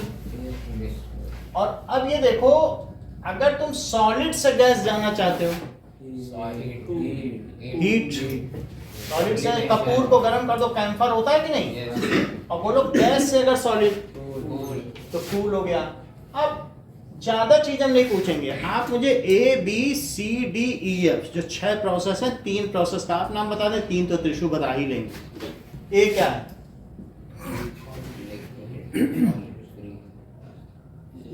ए क्या है? लिक्विफाइड। हाँ बोलो। फ्रीजिंग। हाँ फ्रीजिंग, यानी चलो ठीक बता रहे हो तुम तो, फ्रीजिंग अच्छा बता रहे हो, बहुत अच्छा बताया। नमन भी बताओ, बहुत अच्छा, दैट इज मेल्टिंग। त्रिशु सी बताइए। फ्यूजन लिखना चाहते, चलो बहुत अच्छी बात है, फ्यूजन भी लिख लिया। नहीं, अब ये सॉलिड से लिक्विड में बदलना तो कोई यहाँ बॉम्ब थोड़ी फट रहा है, तो न्यूक्लियर एनर्जी में चले गए। अब लिक्विड से गैस बोलो, दैट इज वेपराइजेशन। किसी भी तरीके से हो, अब जैसे इन्होंने कहा सर वेपराइजेशन ना बोलिए, उसको इवेपरेशन या बॉइलिंग बोलिए, इन्होंने एक नई बात कही है।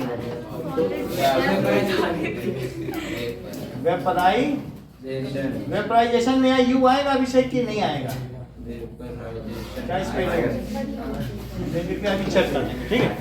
अच्छा डी बताओ सर, कंडेंसेशन। अरविंद डी क्या लिखें? डिपोजिशन। बहुत अच्छी बड़ी बात, नई चीज। हम लोग को जब नई चीज मिलती है तो लगता है कि आज क्लास में आने का सफल हो गया।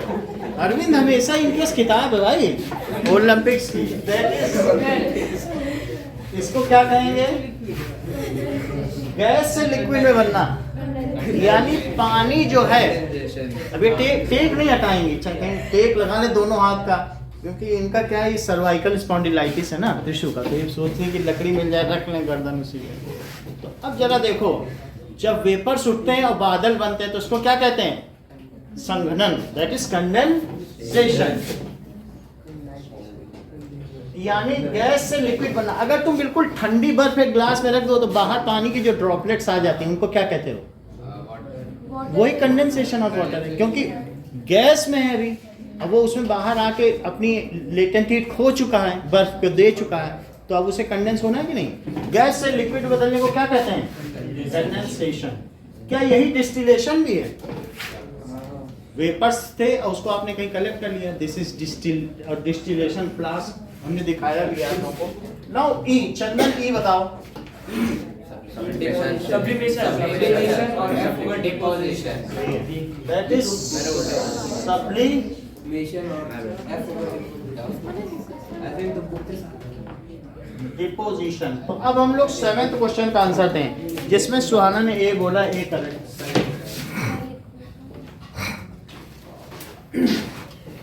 रोशनी is making a temporary mount of onion peel. अभी देखो ओनियन पील का माउंट दिखाया था। What precaution should be taken to avoid the entry of air bubble? जब उसके ऊपर वो एक ग्लास रख रही थी, छोटा सा ग्लास भी था ना जिसके ऊपर वॉच ग्लास, मतलब इसके ऊपर भी एक ये स्लाइड हमने प्रिपेयर की और इसके ऊपर छोटा सा हमने ग्लास रख दिया था, वॉच ग्लास। ये माउंट, इसको माउंट कहते हैं, ठीक है। तो हमें क्या सावधानी बरतनी चाहिए थी भैया? शुड भी एक तरफ से डालना चाहिए। देखो मैं बता दे रहा हूँ, मेरे पास तो है नहीं ऐसे ग्लास, लेकिन जब तुम इसके ऊपर ये ग्लास रखना तो तुम एक तरफ से रखना और सिर्फ ऐसे गिरा देना। फ्रॉम साइड से तुम इस पे क्या करना, वो छोटे ग्लास को गिराना। अब है नहीं हमारे पास, तुम बड़े से गिराना, तो छोटा वाला रखोगे ट्वीजर से और छोटा वाला ऐसे गिरा देना। जब ऐसे करोगे तब एयर बबल नहीं आएगा, लेकिन जो बच्चे ऐसे रखेंगे तो फिर वो वाटर है उसमें एयर बबल ट्रैप हो जाएगा। फिर पूरे में उठाएंगे तो पूरे में मिथाइलिन, ब्लू और वाटर सब ऐसे हो जाएगा, तो उनको 10 में से फिर 5 मार्क्स ही मिलते हैं। और जो सिंपली ऐसे रखते हैं दैट फिर यहाँ से दबा देंगे तो अगर एयर भी होगी तो निकल गई, इधर ही से दबा दो और एयर निकल गई। समझ आया? तो कौन सा ऑप्शन करेक्ट है? जेंटली ड्रॉप्ड ओवर, सर आपने तो अभी सर्टेन नहीं तो हाइट से नहीं करना है, ऐसे इसी पे ऐसे रखा, ये इस तरीके से है ना, नहीं ऐसे ड्रॉप पढ़ तो मुझे नहीं, और पढ़े तो पता चले। फॉल सर्टेन हाइट नहीं होना चाहिए। Should be immerse, cover ship should be dropped on the peel from, वो भी नहीं होगा। should be gently dropped, allowed to fold. ए ही होगा, ए ही करेक्ट है ना? तो अगला देखो, मैं इसको भी देख लेता हूँ। ये इसका क्या है? ए है, should be gently dropped. 9th देखो। In an experiment to establish the relation between loss in weight of an immersed solid with the weight of water, तो दो चीजें बताई गई हैं कि देख लो, ये आर्किमिडीज प्रिंसिपल पर है। तो पहले एक बार बता दें क्या पूछ रहा है अरविंद, फिर आपसे क्वेश्चन पूछें। देखो, जब हम एक स्प्रिंग बैलेंस से किसी चीज का वेट नाप लो और फिर उस चीज को मान लीजिए स्प्रिंग बैलेंस है, स्प्रिंग बैलेंस से आपने मेजर कर लिया, इसका कांटा कहीं रुका हुआ है और फिर उसी में आपने कोई एक वेट या पेंडुलम डाल दिया पानी में, तो क्या ये हल्का हो जाएगा? अगर ये 100 ग्राम का है लेकिन इसमें डालते ही 80 ग्राम दिखाएगा कि नहीं? इसके अंदर डालते तो लॉस इन वेट हुआ। तुम पानी में खुद भी करते हो तो हल्के नहीं लगते हो, स्विमिंग पूल में कभी नहाया होगा, वाटर पार्क में, तो जो तुम्हारे अंदर इसके अंदर लॉस इन वेट है वो किसके इक्वल होगा? ये कुछ ना कुछ वाटर डिस्प्लेस करेगा। तो ये पानी नीचे गिर गया, उसको इकट्ठा कर लीजिए। तो अब इस क्वेश्चन को पढ़ो, तो वो जो लॉस इन वेट है वो किसके इक्वल होगा? WS is equal to 2U. The upthrust experienced by object in tap water and in salty water. दो पानी लिए गए, एक है कि नल का पानी ले लो और दूसरा क्या लो बताओ? Salty water. तुमने कभी ऐसा देखा कि डेड सी में लोग लेट की किताब पढ़ते हैं? डेड सी में पूरा नहीं डूबते हैं क्योंकि वहां कोई डूब नहीं सकता, इतना सॉल्ट है। तो अब दो अपथ्रस्ट हैं, तो बताओ किसमें तुम्हें अपथ्रस्ट ज्यादा लगेगा, टैप वाटर में कि सॉल्टी वाटर में? इसकी डेंसिटी ज्यादा है तो तुम्हें ऊपर और उछाल लगेगा कि नहीं? So in that case loss in water with the weight of water displaced by it, the upthrust in tap water and salty water. तो upthrust in tap water is less. तो कौन सा उत्तर सही है? यही ठीक है। salty water में upthrust ज्यादा, तो that is A. अच्छा ये बताओ, टैप वाटर में तुम्हें अपथ्रस्ट ज्यादा लगेगा या फिर ये एयर में?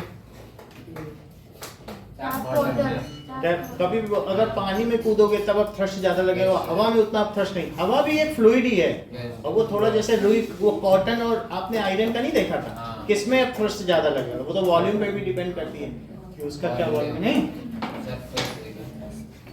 अगला देखो, सो 9th का ये बी बता रहा है। बी क्यों बता रहा है? Density is more as hence the upthrust wise, अपने ये गलत बता रहा है, आप अपने में भी ठीक कर लेना। बी गलत है, लाइन सही लिख रहा है कि upthrust in salty water is more, लेकिन बी में तो गलत दिख रहा है ना, प्रिंटिंग मिस्टेक है। तो ए ही इसका आंसर है।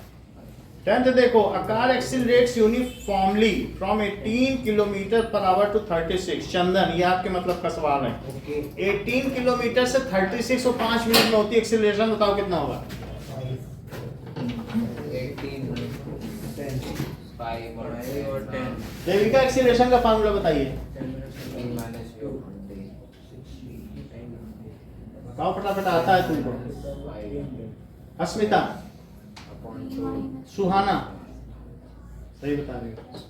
एक्सीलरेशन का फार्मूला बताइए। नोएल बताओ। C minus U upon T. Correct. Acceleration क्या होता है? Change in velocity per unit time. एक सेकंड में कितनी? That rate of change of velocity is called acceleration. तो that is v minus u upon t। तो हम क्या क्या डालें अरविंद इसमें, बताओ वैल्यू बताइए। 10 minus 5 upon 300. 10 minus 5 10 minus 5 देखो, upon 300. u v क्या बताइए, और u कितना है पहले बताओ?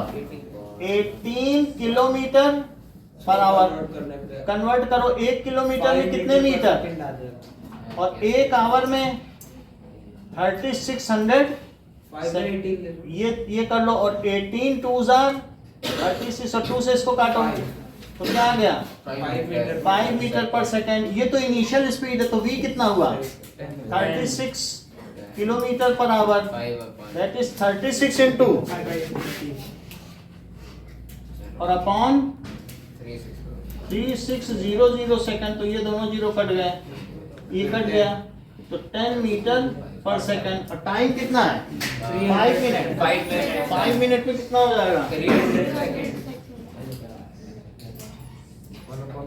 That is 5 into 60 second. 1 minute में कितना सेकंड होता है, तो दैट इज 300 सेकंड। अभी नहीं सबको वैल्यू डालनी है। देविका वैल्यू डालो, अभी तक बताया नहीं कोई भी, तुमने आंसर बताओ, वैल्यू डाल के बताओ।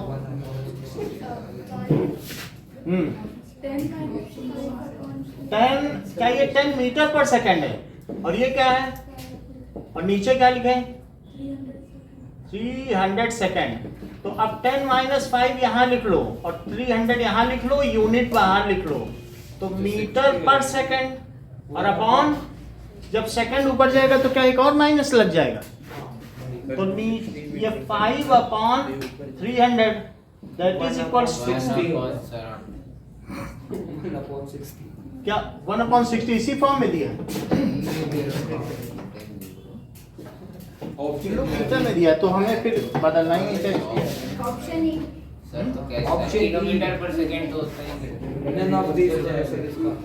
किलोमीटर पर सेकंड में निकालो, किलोमीटर पर सेकंड में आ जाएगा, नहीं आएगा, तो 5 मीटर पर सेकंड भी नहीं आ रहा है। और पहली बात तो पहला आंसर गलत है ना, क्योंकि मीटर पर सेकंड में तो एक्सीलरेशन नहीं होता। तो यूनिट कौन कौन सी इसकी सही हो सकती हैं, बी सी डी में कोई भी सही हो सकता है। अच्छा 216 तो आया नहीं, ऐसा मतलब उस यूनिट में भी अगर हम निकालें, अभी हम निकाल लेंगे, लेकिन 1 पे नहीं आएगा, क्योंकि अगर तुम ये किलोमीटर पर आवर है, ठीक है, हम अभी चेक कर लेते हैं किलोमीटर पर, किसी में किसी भी निकाला जा सकता है, किलोमीटर को सेकंड से देख रहा है। लेकिन आप देखो बी और डी तो डिस्कार्डेड है, क्योंकि मीटर पर सेकंड स्क्वायर में कितना आंसर आया, क्या 1/60 आया, तो पहला आंसर दिव्या क्यों नहीं होगा। अच्छा अब मुझे बताओ बी और डी क्यों नहीं होगा, वो निकाल लिया हमने निकाल लिया मीटर पर सेकंड, लेकिन ना 1 आया और ना 214 आया, कितना नहीं आया 216 भी नहीं आया, तो बी और डी भी गलत हो गए ना। अब हमें किसमें चेकिंग करनी है, उसी की देखनी, तो हम इस चीज को पहले किलोमीटर पर सेकंड में तो बदलें, हम आवर को बदल लें, किलोमीटर को ना बदलें।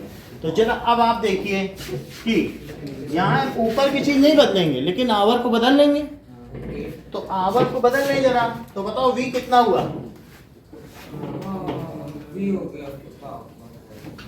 u अभी निकालो 18 किलोमीटर पर आवर, तो मुझे क्या कर लेना चाहिए, आवर को बदल लो, आवर को क्या लिख रहे बताओ 3600 सेकंड, तो ये किलोमीटर पर सेकंड आ गया, क्या ये कट जाएगा, तो कितना आ गया 1/2 तो दैट इज 1/200 किलोमीटर पर सेकंड।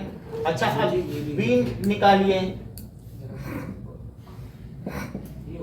1/100 और 3600 सेकंड, तो कितना आ गया बताओ 1/100 किलोमीटर पर सेकंड। अब हम इसमें समय जो हमें t दिया है वो 300 सेकंड, तो ठीक है, तो अब निकालिए acceleration v minus u by t। v कितना रखा है दिव्या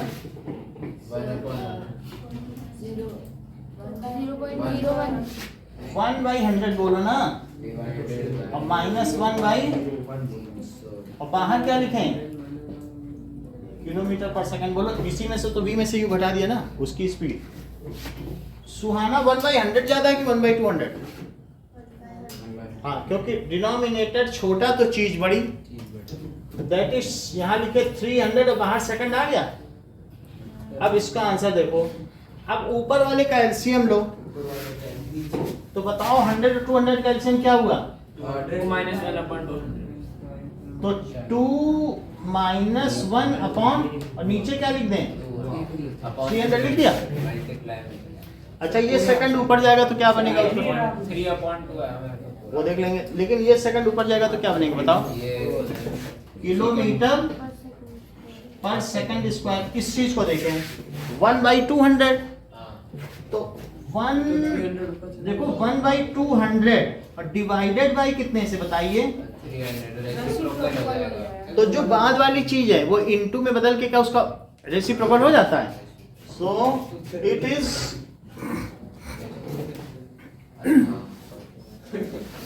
अब क्या हो जाएगा? मुझे तो कोई भी आंसर सही नहीं लग रहा है। 1/200 इंटू कर दिया और किलोमीटर पर सेकंड स्क्वायर नहीं, ये 1/200 है। अब ये तो इतना सारा आ गया। ई करके कौन ऑप्शन दे सकते हैं? इसका कोई भी आंसर नहीं सही है। 2/6 होना चाहिए। कोई भी सही नहीं। So no option is correct. 1 2 3 4 इसमें है नन ऑफ दीज। ठीक है, अब देखो 11th में विषय बताओ, how many electrons are present in the species helium 2+ ions? Zero बता रहे हैं, जीरो सही होगा क्या? बोलो। देखो 2 प्रोटॉन हो गए और 2 न्यूट्रॉन हो गए हीलियम। तो 2 इलेक्ट्रॉन तो हीलियम में हुए ना, और हीलियम में अगर 2+ कर दो, ये तो हीलियम का आपने बताया। 2+ का क्या मतलब है? वो हीलियम आयन है, तो जब दोनों इलेक्ट्रॉन निकल जाएंगे तभी तो 2+ चार्ज आएगा। तो हीलियम पे 2+ चार्ज आया क्यों बताओ? एक इलेक्ट्रॉन के निकलने से 1+ का चार्ज आता है। जैसे Na+ का मतलब मैं आपसे पूछूं सोडियम आयन, सोडियम आयन में कितने प्रोटॉन है? तुम्हारी बुक का ही क्वेश्चन है। लिथियम 3+, लिथियम प्लस पर भी एक क्वेश्चन है, 3rd क्वेश्चन बुक का। तो लिथियम प्लस में कितने इलेक्ट्रॉन है? बता ही नहीं रहे हो। 0 कहाँ से हो जाएंगे? लिथियम देखो ये 3 7 नहीं है। देखो 3 प्रोटॉन और न्यूट्रॉन कितने हैं? 4 सीधे डिफरेंस करके निकालो ना। ये जो 7 है क्या ये प्रोटॉन प्लस न्यूट्रॉन नहीं है? और ये 3 क्या है? तो तुम उसी से बता दिया करो। प्रोटॉन के न्यूट्रॉन कितने हैं? 4 न्यूट्रॉन हो गए। बताओ इसकी कितनी ऑर्बिट फुली या पार्शियली ऑक्युपाइड है?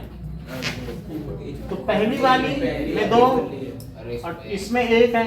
ये चीज तो लिथियम है, लेकिन अगर मैं आपसे कहूं कि लिथियम प्लस, तब आप क्या कहेंगी बताओ? तो ऐसी स्थिति में इसकी कौन सी शेल फुली फिल्ड है? तो इसकी के शेल फुली फिल्ड है, या n=1 वाली ना। n=1 इसकी ऑर्बिट है और के शेल के अपने नाम होते हैं। तो ये जो है 2 हो गया, और इसको क्या कहेंगे? Li+।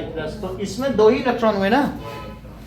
ठीक है, अब मुझे बता दीजिए He2+, इसमें से कितने इलेक्ट्रॉन का लॉस हुआ है? जितना प्लस चार्ज है उतने ही इलेक्ट्रॉन का लॉस होता है। 2 इलेक्ट्रॉन का लॉस हुआ है और अभी करंटली 0 है। सही है कि नहीं? तो He2+ में ये अरविंद हमने जो बनाया है मॉडल, ये सही है? आप इससे संतुष्ट हैं कि नहीं संतुष्ट हैं? क्या किया जाए फिर आपकी संतुष्ट? समझ नहीं आ रहा। बहुत अच्छा, ये ज्यादा ठीक है फिर। हाँ बोलो, ये सही है कि गलत? हाँ? तो क्या किया जाए? ये हटा दें, क्योंकि हीलियम का मॉडल ये। तो He2+ का क्या मतलब है? सर ऑर्बिट 2 इलेक्ट्रॉन मतलब इसकी जो फर्स्ट ऑर्बिट है उसमें वो भी वैकेंटी हो गई ना, He2+, तभी तो 2+ चार्ज हुआ।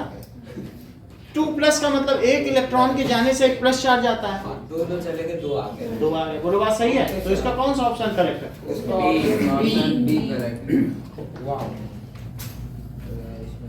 बी में तो 0 है। ठीक है, देखो बी। एक लास्ट क्वेश्चन और करेंगे, दैट इज 11th करो। 11th है ना सर? 12th।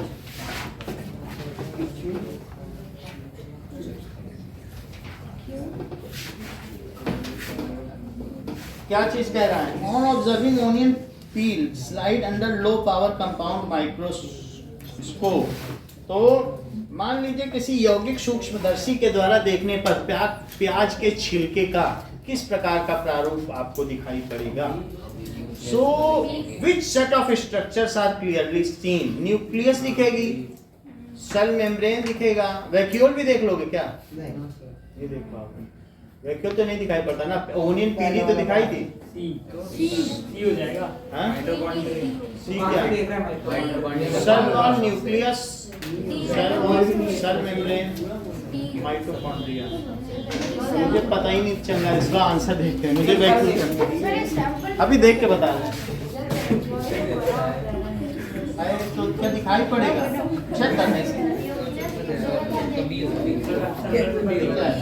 बी लिखो, कौन सा बी। देखो कह रहा सेल वॉल दिखाई पड़ेगी, बाकी वैक्यूल तो हमने कभी नोटिस नहीं किया, लेकिन अब हम वीडियो से इन्फर करें। वैक्यूल बड़ा होता है, लेकिन क्या वो स्टेन हो पाएगा? मेरा ये है कि क्या उसको जैसा प्राणी नहीं या मिथाइलिन ब्लू का कलर कर रहा है, हम क्या देख पाएंगे? अब वो ये कह रहा है कि लो पावर माइक्रोस्कोप है, ये भी तो लिख रहा है कि वो हाई पावर है, पता नहीं कैसे दे रहा है ना। तो वैक्यूल दिखाई पड़ेगा, तो क्या चार चीजें उत्कृष्ट दिखाई पड़ेंगी? Sir vacuole, nucleus, cell wall और साइटोप्लाज्म। कौन सा नाम बताइए चारों फिर से, क्या क्या दिखाई पड़ेगा? वैक्यूल, न्यूक्लियस, सेल वॉल और साइटोप्लाज्म। साइटोप्लाज्म, यही होगा साइटोप्लाज्म, इतना ही चीज है। Thank you sir. मेरा 3 तारीख को अपना डाउट सर, मेरा 3 तारीख वाला पेपर मैंने करेक्ट नहीं किया।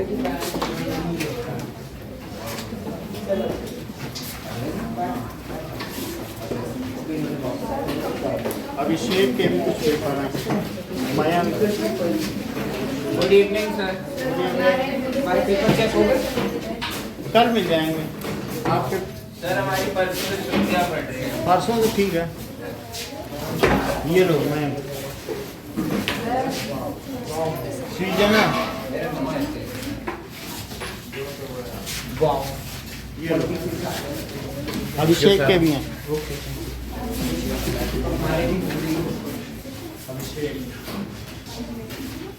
दिशिता, दिशिता गई क्या? 2-3 पेपर तुम्हारे। हमारे तो नहीं है, मैं सर देख नहीं भाई, ऐसे शुरू में करने आएगा मैं कुछ नहीं किया, मैं भी दे रहा हूँ कॉपी ले हाँ ना,